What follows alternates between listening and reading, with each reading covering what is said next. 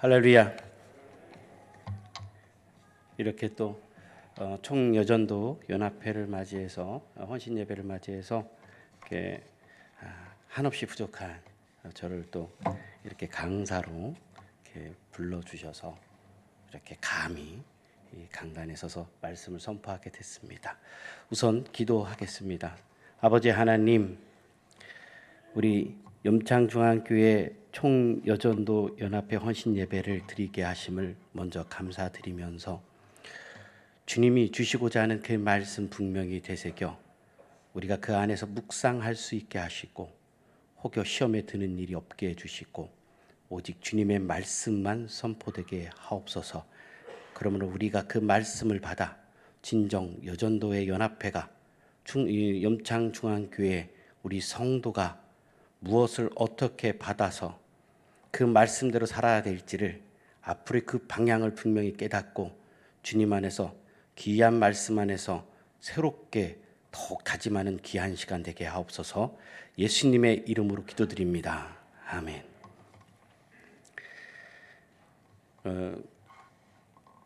우리 요절이 딱 한 절이라서 좀 금방 끝나는 그런 좀 느낌도 있었지만 제가 고민을 많이 했습니다. 우리가 함께 여전도 연합회 헌신 예배에서 어떤 말씀을 통해서 은혜를 나눌 수 있을지. 그런데 이 한 절이 딱 들어오더라고요. 그래서 이 말씀을 통해서 우리가 앞으로 올 한 해 이 연합회가 여전도의 연합회가 어떻게 교회의 공동체 안에서 살아갈지를 한번 묵상하는, 성찰해보는, 불교에서만 보통 쓴다고 어떤 분들은 이야기를 하는데 굉장히 귀한 단어입니다. 성찰적인 태도, 기도 가운데 내 자신 안에서 무엇을 어떻게 생각하고 깊이 깨달아서 주님이 주신 말씀대로 살아가야 될지를 이제 알아가는 그런 건데, 오늘 말씀을 통해 이 한 절이지만 이 한 절을 통해서 귀하게 받아가는 시간 되기를 주님의 이름으로 소원합니다. 너희는 유대인이나 헬라인이나 종이나 자유인이나 하면서 쭉 남자나 또 여자나 할 거 없이 그리스도 안에서 하나라는 것을 우리 사도 바울께서 말씀을 통해서 우리에게 전하고 있는데요. 근데 여기서 유대인이라는 이 부류가, 그러니까 이 족속이 참 놀랍기도 하고 또 독보적인 면도 있고, 어떤 학자들은 지능적으로 우리 한국인과 이스라엘 그 유대인들이 가장 뛰어나다라고 이야기를 합니다. 저도 지능 검사도 좀 해보고 우리 아이들도 이렇게 좀 이야기를, 그러니까 상담을 하다 보면 우리나라의 이 사람들이 참 뛰어난 것 같아요.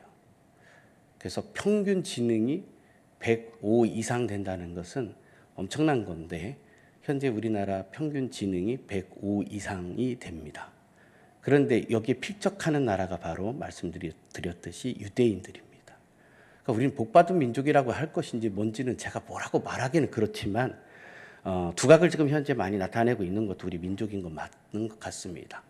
그런데 유대인들은 그 민족 자체가 국민들이 꽤 많지가 않아요. 우리보다도 훨씬 작은 그런 어떤 민족인데 그들이 만들어내는 것들은 엄청납니다. 에이사 레이더 하면 그게 없으면 항공기나 그러니까 전투기가 운영이 될 수 없을 정도로 굉장히 중요한 레이더 이 시스템인데, 이거를 만들어내는 나라가 이스라엘이에요. 근데 그거를 따라잡은 나라가 어느 나라입니까? 우리나라입니다. 여기까지는 좋아요. 좋은데 이 유대인들이 상당히 구별을 많이 합니다. 그리고 고집이 세다라고도 할 수 있겠고, 자기 주장에 강하고 타협을 그렇게까지 좋아하지 않는 것 같아요. 그런 민족성 때문에 지금도 중동 한복판 안에 살고 있으면서도 불구하고 밀리지 않고 꿋꿋하게 버텨내는 그런 모습도 있긴 합니다. 이게 이제 강점으로 작용을 했을 땐 이런 건데, 이 당시에 예수님께서 그러면 무엇을 통해서 이 유대인들, 특히 종교 지도자이면서 또 어떻게 보면 상위 계층을 이렇게 책망하는지를 그 말씀을 보면 누가복음 10장 25절에서 37절 말씀을 보면 우리가 알 수 있습니다. 사마리아 법이라고 다 아실 겁니다. 한 사마리아인이 지나다가 강도를 만나서 봉변을 당했는데 그 봉변 당한 사람이 거기에서는 뭐 아마 예측컨대 유대인이지 않을까라는 생각이 듭니다. 그래서 이 사마리아인이 길을 지나다가 봉변당한 사람을 잘 그러니까 이제 간단하게 치료를 하고 그리고 그를 데리고 뭐 이제 그 여관 같은 데죠. 그곳에 기거를 하면서 돈까지 줘가면서 그 다음 날 이제 잘 치료해 달라고 하고 길을 떠나는 그 장면을 예수님께서 비유를 들면서 말씀하십니다. 그런데 그때에 봉변을 당해 쓰러져 있는 사람을 누가 먼저 와서 보고 모른 척하고 지나갑니까? 제사장이 그것을 보고 모른 척하고 지나갑니다. 이거는요 상당한 겁니다. 종교 지도자를 지금 책망하는 거거든요. 누가요? 어느 날 갑자기 나타나신 예수님께서 그러는 겁니다. 그런데 그것뿐만이 아니라 이제 제사장뿐만이 아니라 제사장 반열에 있는 족속이 뭐죠? 지파가 레위 지파 아닙니까? 그러니까 레위인까지도 책망을 하는 겁니다.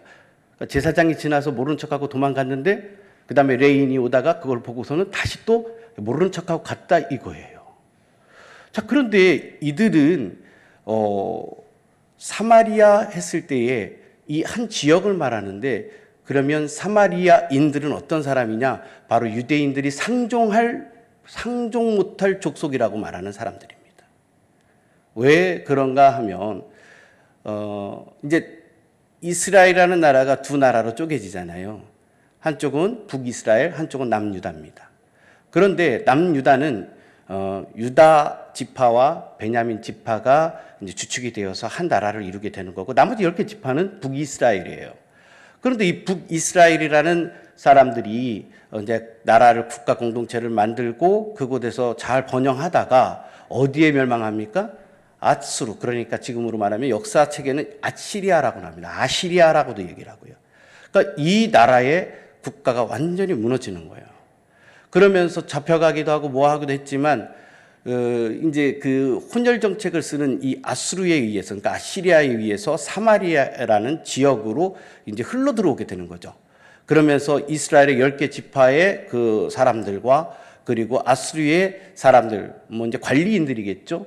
이 사람들과 이제 섞이게 되는 거예요. 그러니까 결혼도 하게 되고 혼혈족이 나오게 되는 거예요. 그래서 보통 잡족이라고 표현을 합니다. 잡족. 참 하대를 해도 엄청난 거죠. 그런데 이 사마리아인들은 그들 마음 가운데는 같은 민족이라고 생각했었던 것 같아요. 당시에.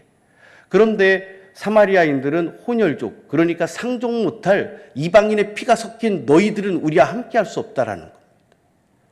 그러면서 차별을 두고 멸시하고 그런 멸시를 받는 사마리아인이 한 강도를 만나 지금 쓰러져 있을 때에 제사장도 아니요, 레위인도 아니요, 그러니까 사회 계층에서 알아줄 만한 사람들이 그것을 어떻게 해요? 선하게 행동한 것이 아니라 너무나도 부끄러운 행동을 했을 때에 너희들이 멸시하고 정말 하찮게 여기던 상종 못할 그런 사마리아인, 잡족인 사마리아인이 지금 이렇게 선한 일을 했다라고 예수님께서 말씀하시는 겁니다. 그러면 제가 이 성경의 내용을 이렇게 구구절절 풀어서 말씀드렸냐면 오늘의 말씀과도 연결되는 부분이에요. 바로 앞에 말씀드린 것처럼 유대인이라는 그 족속을 이야기했습니다. 그런데 이 유대인들은요, 헬라인이나 다른 어떤 뭐 사람들과 섞여 있는 거를 싫어했어요. 그리고 예수님을 영접한 사람들도 그렇게 섞여서 먹는 거에 대해서 상당히 눈치를 보고요. 그러다 보니까 우리 사도 바울께서 베드로가 함께 먹다가 뭐 눈치 보면서 막 도망가는 그런 어떤 사건들이 있었잖아요. 이런 것들 다 관련성이 있는 겁니다. 그러니까 그럴 정도로 위선적이고 너희들은 포괄적이지 못하며 관용적이지 못하고 수용적이지 못한 그런 모습 속에서 이제는 그러지 말고 하나 되어라. 이것은 다시 이 현대로 가져오면 교회는 어떻게 해야 되느냐? 구분짓지 마라. 파별짓지 마라. 그리스도 안에서 너희들이 정령할 것이 무엇이냐 했을 때는 하나 되는 공동체, 따뜻한 공동체, 즐겁게 살아갈 수 있는 공동체가 되라는 것을 이 말씀을 통해서 우리에게 전하고 있다는 것이죠. 그러면서 이 말씀을 통해 두 가지 의미를 제가 한번 생각해 봤는데, 첫째는요, 위선적인 모습을 책망하시는 예수님이십니다. 종교 지도자인 너희들이, 아니 유대인 너희들이 진정으로 하나님 사상을 제대로 알고 있느냐? 선민 사상만 가지고 우월적인 어떤 태도와 위선적인 모습으로 행하고 있지는 않느냐? 정녕 너희들이 무엇을 어떻게 해야 되는지에 대해서 예수님은 아주 강하게 책망하고 있다는 겁니다. 유대 공동체를 향해서 그러시는 거죠. 그러면서 말씀이 가르치는 대로 너희들은 살아가고 있느냐? 라고 말씀하시는 거죠. 그러면서 두 번째는요, 신자는 당연히 뭐뭐뭐 해야 한다라는 어떤 당위적인 생각 속에서 좀 생각이 좀 교리가 나쁘다라는 건 아닌데 이것이 마치 율법처럼 우리 안에서 딱 작용을 하기 시작하면 이렇게 해야만이 신자다라고 정죄를 하는 우리의 모습을 볼 수 있다라는 겁니다. 그래서 성경이 말씀하실 때 성경이 말하는 어떤 긍정적인, 그러니까 순기능적인 면을 보기보다는 부정적이고 역기능적인 모습을 보면서 그것을 가지고 전부 내 것으로 어떻게 받아들이면서 판단하기를 좋아하고, 그리고 교리 안에서 율법적인 태도를 가지고 외부에서 누군가 왔을 때에 그것을 어떻게 해요? 예수님의 말씀을 빙자하여서 비난한다라는 거죠. 비난 아닌 비난을 하고 있다라는 거죠. 말씀대로 살아가는 사람들이 말씀대로 살지 못함에 대해서 우리에게 또한 책망한다라고 볼 수 있다라는 겁니다.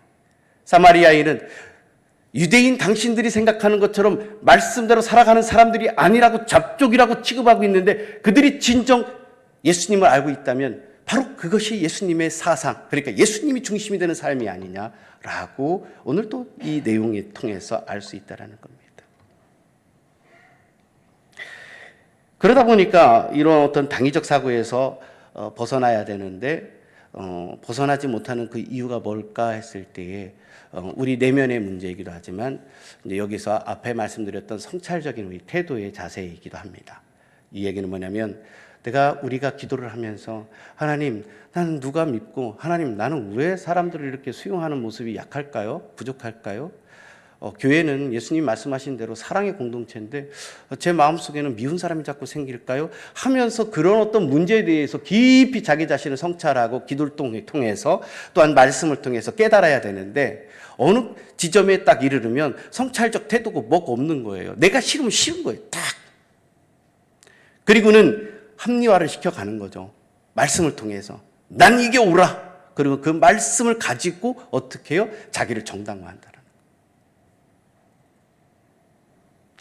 이제 이 말씀을 묵상하면서 제 어린 시절의 그 모습이 좀 이제 생각이 납니다. 제가 어릴 때는 상당히 우리 가족만 그래서 누군가 섞이는 걸 너무 힘들어했어요. 근데 저희 부모님이 맞벌이를 하시다 보니까 저하고 우리 밑에 이제 두 동생이 있는데 이 3남매를 나름대로 케어를 해줘야 되잖아요. 좀 돌봐야 될 거 아니에요. 그래서 당시에 좀 물질적으로 그렇게 어렵지 않았던 것 같아요. 그러다 보니까 지금으로 말하면 가사 도우미, 그때로 말하면 식모. 이분이 오시는 거예요. 당시에 이제 뭐 이렇게 월급을 주면서 함께 기거하면서 방도 한쪽 내주고 그렇게 하고 아침, 점심, 저녁 우리 밥도 챙겨주고 저녁 때 오시면 이제 우리 부모님이 오면 그분을 통해서 또 이렇게 음식들을 이렇게 제공할 수 있도록 가사 도우미를 뒀던 거죠. 그런데 제 동생들은 그래도 잘 이렇게 지냈던 것 같은데 제가 유독 그 누군가가 새로 오거나 우리 가족 외에 다른 이렇게 사람이 섞이면 참 불편했던 것 같아요. 이게 제 안에 어떤 그 힘들었던 부분 중에 가만히 제 자신을 보면 당시에 저는 이제 너무 엄격한 가정 안에서 특히 아버님이 좀 저에게 상당히 이제 엄하셨어요. 그러다 보니까 그런 어떤 수용적인 태도보다는 오직 나를 생각하는 자기애적인 면들이 강했던 것 같아요. 그러다 보니까 나만 생각하다 보면 내가 불편한 거는 받아들일 힘이 없는 거죠. 그저 익숙한 것만 받아들이는데 내 가족만큼은 내가 받아들이는데 그 정도까지는 허용할 수 있지만 다른 누군가가 끼는 건 싫은 거예요. 그러니까 그만큼 받아들일 수 있는 내적인 힘이 없었던 거죠. 그러니까 이 가사 도우미께서 이렇게 오시면 평균 한 6개월을 못 버티고 나갔던 것 같아요. 제가 그때 당시에는 좀 잔머리를 잘 썼던 것 같아요. 부끄럽습니다만. 그러니까 저 누나가 나가기 위해서는 어떤 방법을 써야 될까 하고 자동적으로. 그래서 목리 부린다고 하죠. 막 약 올리고 괴롭히고 됐거든 하고 막 도망가고. 그리고는 뭐를 하면은요, 뭐 그 음식 같은 거 만들고 있으면 옆에 가가지고 막 그 일부러 막 그 골탕 먹이고. 그러니까 이분도 뭐 아쉬울 게 없잖아요. 다른 데 가시면 되니까. 참다 권이라. 예? 왜요? 너 그렇게 살면 안 된다. 왜요? 제가 뭘 어떻게 잘못했는데. 그러니까 알면서도 제 자신이 그 다른 뭔가를 받아들이는 게 너무 힘든 거예요. 철저히 나중에 회개했습니다. 그 누나들 한 3명 정도 되는 것 같아요. 하다 안 되니까 우리 어머님이 누구를 모셔온 줄 아십니까? 우리 증조 할머님의 딸은 누구예요? 고모 할머님. 그러니까 우리 할아버님의 여동생을 불러오셨어요. 이분이 이제 남편분을 먼저 떠나보내시고 이제 딸과 함께 사시다가 딸도 결혼을 하고 혼자 남으시게 되니까 저희 집에 오시면서 어떻게 해요? 이제 집안에 어른이 왔는데 억지로 참아야죠. 그러면서 제가 조금 진정됐던 저희 모습이 있었던 것 같습니다. 자, 제 부끄러운 부분들을 여러분들과 함께 나눴던 거는 다른 분을 가지고 할 수는 없잖아요. 이건 뭐냐면 작은 가족 공동체지만 이 가족이 넉넉했다면, 마음이 넉넉했다면 누군가가 왔을 때에도 그들을 어떻게 해요? 수용해 주면서 따뜻하게 감싸면서 함께 더불어서 살아갔을 거예요. 저로 인해서 우리 부모님은 많이 힘들었을 것이고, 왜? 웬만하면 좀 있었으면 좋겠는데 한 6개월 정도만 지나면 그냥 여지없이 나가게 되니까. 누구 때문에? 저 때문에. 그러니 얼마나 제가 부끄럽고 좀 나중에 이렇게 많이 후회를 했겠어요. 그러면 지금 저는 어떨까요? 저 진짜 많이 죄송합니다. 많이 넉넉해졌어요. 제가 그렇게 넉넉해지기까지는 제 안에 문제도 많이 해결돼야 했었겠죠. 그러니까 제 안에 문제가 해결이 되니까 저도 점점점 타인을 수용하게 되는 것이고 결국에는 이 자리에서 이렇게 말씀도 선포할 수 있었겠죠. 그리고 지금도 하고 있고요. 누군가 받아들이는 게 참 정말 힘들었었던 것 같아요. 그 당시에. 제가 대학생이 되고 나서도 이런 부분에서는 좀 어려워했었던 것 같아요. 그러다가 점점 제 안의 문제가 주님 안에서 해결이 되고 또 제가 또 전공을 또 하나 따로 한 그 부분에서 상담을 통해 치료를 좀 꽤 많이 받았죠. 그러면서 어느 순간 제 자신이 감사하게도 변하는 걸 보게 되는데 그런데 그 모든 것 중에 가장 중심에는요 하나님이 함께 하셨다라는 거죠. 성령께서 제 안에서 막 감동을 하게 하고 깨닫게 하시고 그 성찰을 하게 하시고 처음 결혼했을 때 제 모습은 우리 와이프한테 정말 뭐라고 어떻게 떳떳하게 말할 수가 없을 정도로 그 당시 전도사인데도 불구하고 제 안에 이 가시가 쓴뿌리가 있었던 것도 있습니다. 그것도 나중에 또 제 사모 우리 처한테 한번 물어보지 마세요. 자, 여기서 무엇을 말씀드리려고 하는지 우리 성도님들은 이제 분명히 아셨을 거예요. 우리 안에 막힌담이 무엇이냐? 나만의 고집이 무엇이냐? 나만의 율법이 무엇이냐? 내가 교회 안에서 지금 나는 무엇을 어떻게 행하고 있느냐? 내가 과연 첫 번째 말씀드린 것처럼 위선적인 것이냐? 아니면 내가 뭐뭐 해야 한다고 당위적인 어떤 것을 끌어다가 내가 정당화하고 있지는 않느냐? 그러면서 그러면은 마음은 어떤 마음일까? 하면서 한 번 정도 생각해 보셨으면 한다는 겁니다. 그런데 그러면서 또 하나를 이제 말씀 가운데서 이제 함께 나누고 싶은 내용이 뭐냐면 사무엘상 16장 7절 말씀. 너무나 유명한 말씀이죠. 그의 용모와 키를 보지 말라. 내가 이미 그를 버렸노라. 내가 보는 것은 사람과 같지 아니하니 사람은 외모를 보거니와 나 여호와는 중심을 보느니라. 할렐루야. 이게 이제 뭐냐면 다윗이 기름 부음을 받기 전에 사무엘 선지자가 사울이란 그 왕을 기준으로 해가지고 아주 그 귀골이 장대하고 그럴듯하게 아주 멋진 그런 사람을 상상했던 것 같아요. 그런데 이세 아들 엘리압이 탁 나타났는데 바로 저가 사울과 같다라고 생각했던 것 같아요. 그러니까 하나님께서 기름 부으라고 하신 사람은 저 사람일 거야 라고 인간적인 생각으로 누가요? 예, 그 선지자가 엘리압을 보고 판단했던 겁니다. 그때 하나님께 주시는 말씀이 외모에 중점을 두지 마라. 사람의 갖고 있는 것에 대해서 그 중점을 두지 마라. 그가 어떻게 생겼든 그의 중심을 보라. 그가 가난에 처해 있든 그가 지저분한 몰골로 이 자리에 와서 앉아 있든 저가 나와 똑같은 부류가 아니라 밖에서 엉뚱한 짓을 하고 지탄을 받던 사람이든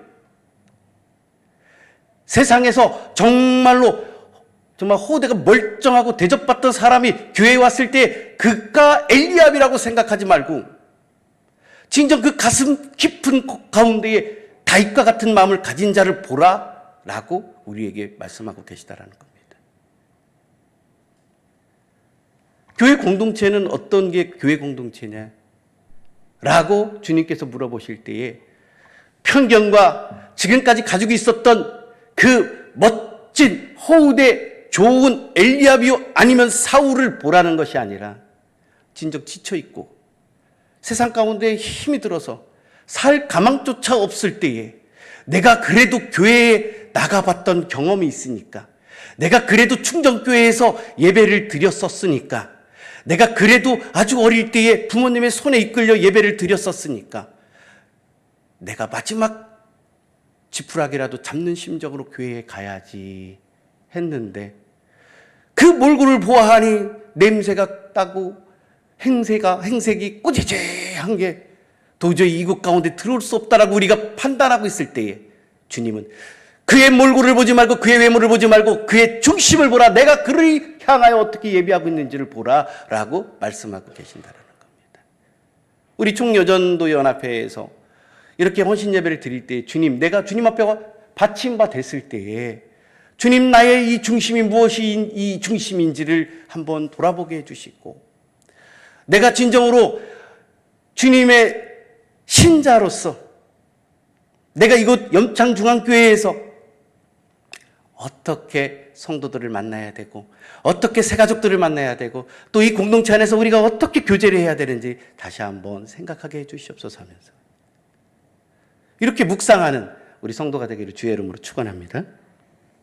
그렇습니다. 선입견을 가지지 말라. 자기가 겪었던 경험으로 보지 말라. 오직 예수님이 중심이 되어서 예수님 사상으로 성도와 성도를 만나고 교제하고 새로 세상 가운데 지쳐서 내가 갈 곳 없어 비실거리면서 이곳 가운데 왔을 때에 어서 오시라고 따뜻하게 눈물로 맞이해주는 우리 염창중앙교회 특별히 우리 연합여전도회가 되기를 또한 주님의 이름으로 소원합니다. 제가 지금 제 외모는 어떻게 보일지 모르겠는데요. 제가 사역을 할 때 오해를 좀 종종 받습니다. 부교역자로 제가 이제 전도사 때부터 성림교회에 이제 사역을 이렇게 했어요. 거기서 강도사가 되고 목사 안수까지 받고 또 다른 교회 가서 전임 사역으로 갔다가 다시 또 성림교회로 가서 또 부교역자로 있었고 했었는데 당시 처음 전도사로 갔을 때 제가 조금 외모가 어리버리해 보였나 봐요. 제가 이렇게 웃고 하면요 옆집 동네 아저씨처럼 보이고요. 어디 가가지고 제가 안녕하십니까 하면 옆에 사람은 목사님이세요? 그러면 내가 목사인데. 그러니까 왜냐면요 그 어떤 분들이 가끔 그래요. 주변에 이제 지인들도 그래요. 우리 신 목사님은 그러니까 보기에 참 옆집 동네 아저씨 같고 목사 같지 않아서 참 좋다고. 그게 칭찬이야 욕이야 뭔지. 그러니까 이게 제가 이렇게 딱 왔을 때에 별명이 성림교회에서 처음에 별명이 뭐였냐면 낙하산이었어요. 왜 그런지 아세요? 생긴 거는 좀 약간 이렇게 또릿또릿해 보이지가 않고 좋게 말하면 인상 좋아 보이는데 나쁘게 말하면 지 관리 안 되는 인간. 그렇게 보였나 봐요. 그런데 제가 사실 낙하산이었나 보더라고요.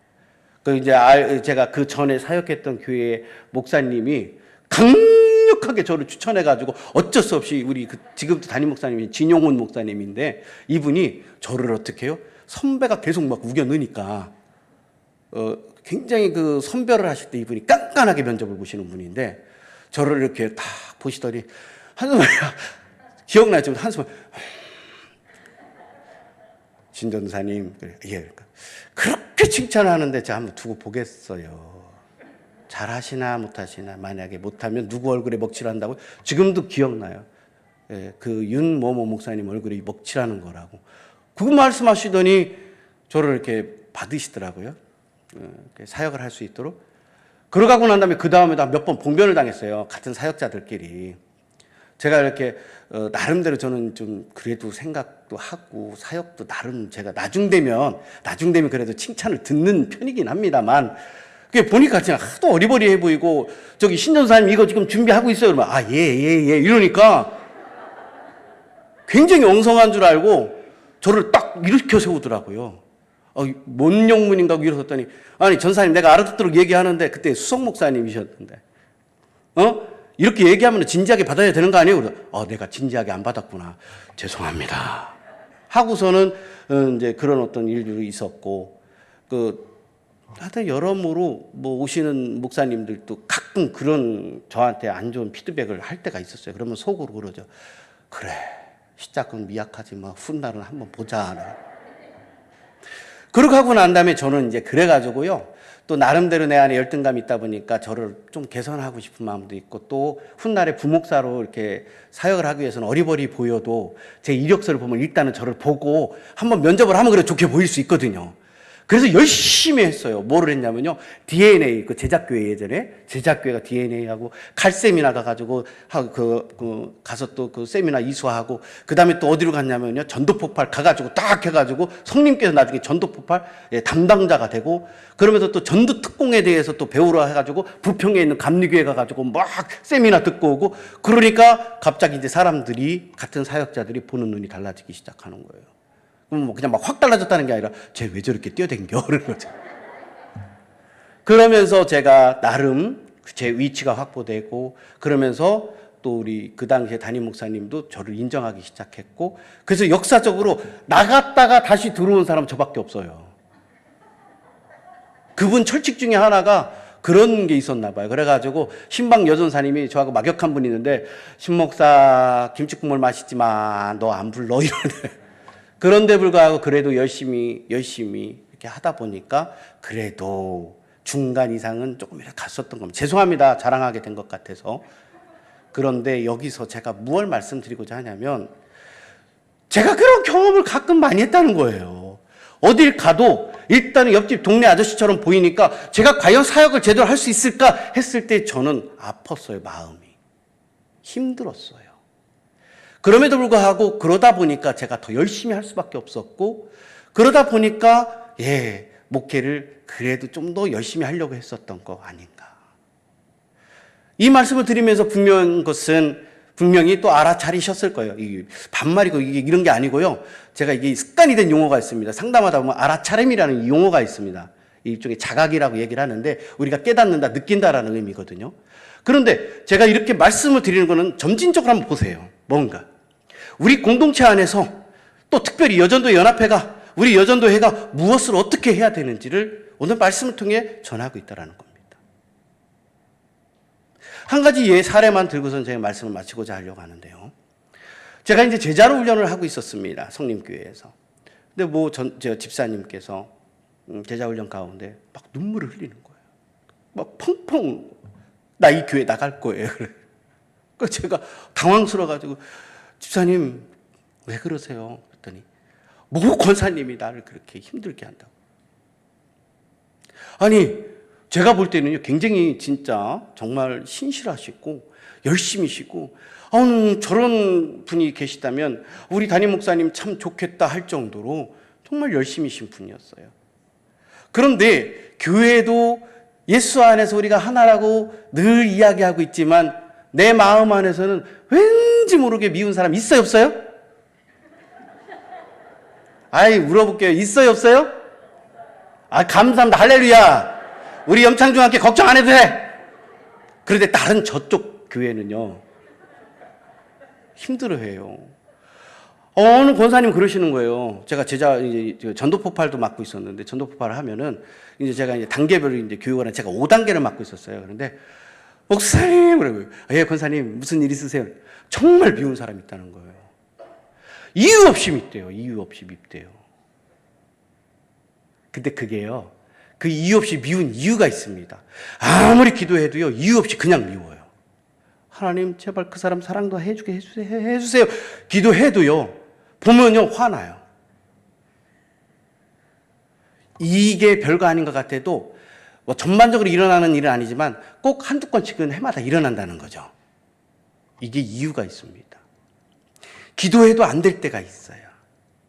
그때는요, 자기를 한번, 여기서 또 성찰적 태도가 나옵니다.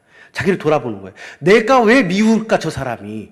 그러면 잠잠히 생각해 보면 우리 아빠를 닮았던지, 우리 엄마를 닮았던지, 아니면은 내가 가장 미워했던 사람을 닮았던지, 그러니까 나를 괴롭혔던 사람을 닮았던지, 뭔가 경험한 그게 있어요. 깊은 속에. 그러니까 왜 미운지는 모르는데 그 사람만 보면 짜증나, 화나, 몇 마디만 하면 딱 맞고 싶어. 그게 바로 그 내 안에 안 좋았던 경험을 했을 때 그게 올라오는 겁니다. 일명 이게 매몰된다고 그래요. 뽀록뽀록 올라와가지고 그 사람만 나타나면은 다른 분들은 아우 권사님, 집사님, 누구누구 자매님 하다가 그분만 딱 나면 이렇게 되는 거예요. 이러면 안 된다는 거 알면서 그렇게 돼요. 그때 제가 지금 우리가 함께 말씀을 통해 나눈 이걸 생각하시면 됩니다. 그렇구나. 내가 안 좋았던 경험을 했는데 그 비슷한 사람이 저 앞에 있어. 근데 이런 게 있습니다. 학창 시절에 너무너무 잘난 체 하는데 넘을 수 없는 벽이야. 그런데 하는 행동이 비슷해. 똘똘해. 그러면 그냥 미워져요. 너 잘났어. 이렇게 된다는 거예요. 그럴 때 우리는 어떻게 해요? 주님, 내가 이 마음 때문에 힘드는군요. 요거를 알아차리게 되면 요거를 어떻게 해요? 해결할 수 있어요. 성령께서 함께 하시면서 이거요, 어느 순간 막 뜨겁게 막 달궈주시면서 샥 내려가게 한다는 거예요. 표현 어때요? 좋아요? 싹 녹아 내려간다는 거예요. 그러면서 그 사람이 진짜로 이제는요, 보면은 밉던 사람이 내가 잘못했어. 우리 함께 교회 안에서 행복하자고. 이게 뭐예요? 교회 안에서 정말 따뜻하고 즐거운 공동체가 될 수 있다라는 겁니다. 할렐루야. 그렇습니다. 우리가 오늘 말씀을 통해서 우리 여전도회 뿐만이 아니라 우리 염창중앙교회 성도님들, 정말 주의 말씀 안에서 내가 정말 미운 사람이 있고 누군가가 불편한 사람이 있다면 오늘 말씀 가운데에 주여, 내가 다시 한번 기도합니다. 나의 문제가 무엇입니까? 내가 이 교회 공동체 안에서 정말 주님 안에서 쓸모있는 사람 될 수 있도록, 사랑이 넘치는 사람이 될 수 있도록, 내가 유대인과 같은 그런 구별짓는 마음이 아니라 정말 예수님의 심정으로 다가가는 삶이 될 수 있도록 도와주세요. 그래서요, 오늘 본문 말씀 갈라디아서 3장 28절 말씀을 먼저 제가 봉독해 드리고 조금 바꿔서 함께 나눠봤으면 좋겠습니다. 너희는 유대인이나 헬라인이나 종이나 자유인이나 남자나 여자나 다 그리스도 예수 안에서 하나이니라. 요거를요, 한번 제가 먼저 선창을 할 테니까 좀 따라 주시겠습니까? 예. 너희는 젊으나 노인이나 배웠거나 못 배웠거나 일반 평신도이거나 여자이거나 요를 직분자이거나 다 그리스도 예수 안에서 하나이니라. 할렐루야. 다 같이 기도하겠습니다. 사랑하는 아버지 하나님, 부족한 이 종의 입술을 통해서 말씀을 선포하게 하심을 먼저 감사드리면서 우리가 진정으로 기도하면서 성찰적인 태도를 가지고 정말 예수님 그 심정으로, 정말 예수님 사상으로 내 안이 똘똘 뭉쳐 따뜻하고도 즐거운 우리 염창중앙교회 공동체를 이뤄나갈 수 있도록 먼저 우리 총여전도회 연합회와 그리고 모든 성도님들 가운데 이 마음으로 살아갈 수 있도록 주여 주장하시고 은혜를 나리워 주시옵소서. 예수님의 이름으로 기도드립니다.